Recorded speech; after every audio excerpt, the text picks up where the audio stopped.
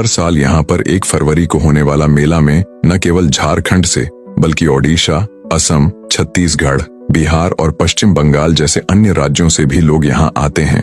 आखिर क्या हुआ था इस स्थल पर और क्या है इस स्थल की कहानी, आइए जानते हैं।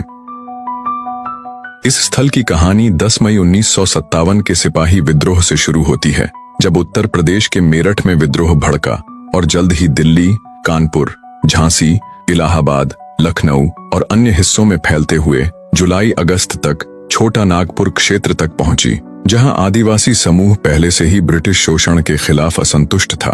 और जब विद्रोह छोटा नागपुर में फैलने लगा तो उनके इस भावना को और मजबूत मिली। ईसाई धर्म अपना चुके आदिवासियों को पारंपरिक आदिवासी समुदायों द्वारा ब्रिटिश समर्थक समझकर संदेह की नजर से देखा जाने लगा। इसका परिणाम यह हुआ कि उन्होंने चर्चों और मिशनरी स्कूलों पर हमला किया।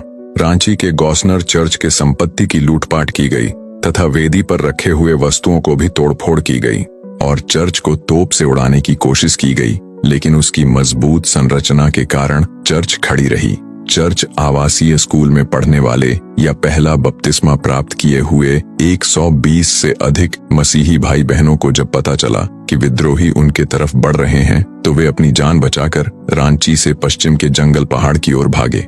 लगभग 30 से 38 किलोमीटर तक दौड़ने के बाद वे डुमरगाड़ी के कारो नदी के किनारे पहुंचे तो उन्होंने देखा कि नदी बरसात के कारण भरी हुई तेजी से बह रही है। उस समय उनके लिए आगे बढ़े तो बह जाने का खतरा और पीछे लौटे तो विद्रोहियों द्वारा मारे जाने का खतरा। उनके लिए आगे भी मौत, पीछे भी मौत, ऐसा स्थिति हो गया था। इस विकट परिस्थिति में उन्होंने घुटने टेककर प्रार्थना करते हुए खुद को ईश्वर के हाथ में सौंप दिया।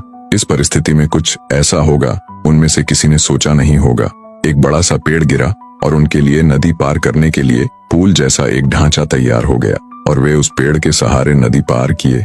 और जैसा ही वे सभी नदी पार करके दूसरी तरफ पहुंचे तो वह पेड़ बह गया। जब विद्रोही वहां पहुंचे तो उन्हें नदी के आसपास कोई नहीं मिला तो वे लौट गए। यह घटना इस्राएलियों के निर्गमन के दौरान लाल सागर को पार करने की घटना की याद दिलाता है कि कैसे मूसा के नेतृत्व में मिस्र से कानान देश लौटने के दौरान फिरौन की सेनाओं ने लाल सागर तक उनका पीछा किया और उनके पहुंचने से पहले यहोवा मूसा के द्वारा से लाल सागर को 2 भाग में विभाजित किया और सभी इस्राएली सुरक्षित रूप से सागर पार किए और फिरौन के आक्रमण से बच निकले।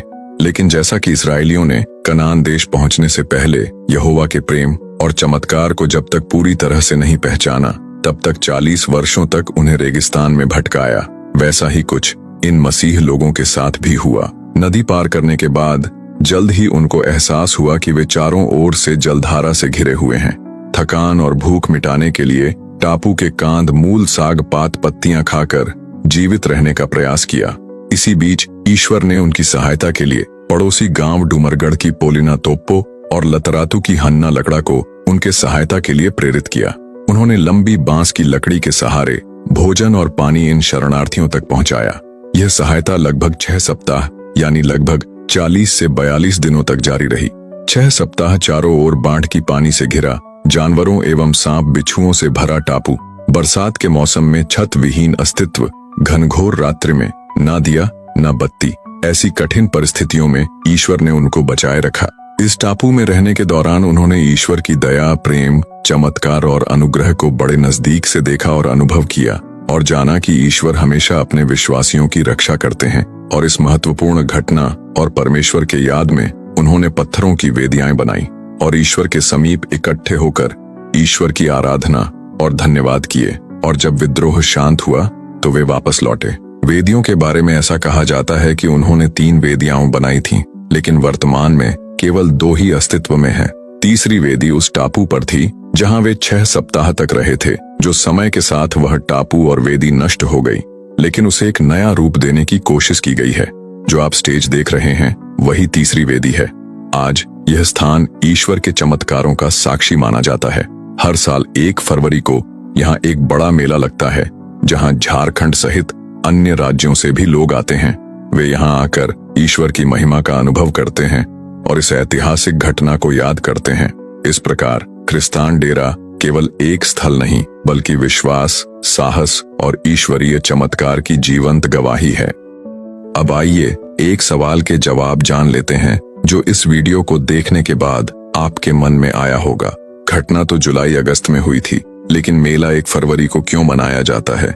इसका सटीक कारण तो मुझे नहीं मिला, लेकिन वहां जाने के बाद जितना मुझे पता चला उसके अनुसार मुझे ऐसा लगता है कि वह नया वेदी नदी के बीचों बीच स्थित है और बरसात के मौसम में नदी का जलस्तर काफी बढ़ जाता है और आसपास के इलाके भी कीचड़ हो जाते हैं, जिससे वहां मेला आयोजित करना तो दूर, पहुंचना भी मुश्किल हो जाता है। इसीलिए मौसम को ध्यान में रखते हुए मेला 1 फरवरी को मनाया जाता है, जब मौसम सुहावना और अनुकूल होता है। इसका कारण कुछ और हो सकता है। अगर आपको पता है तो कमेंट करके जरूर बताएं।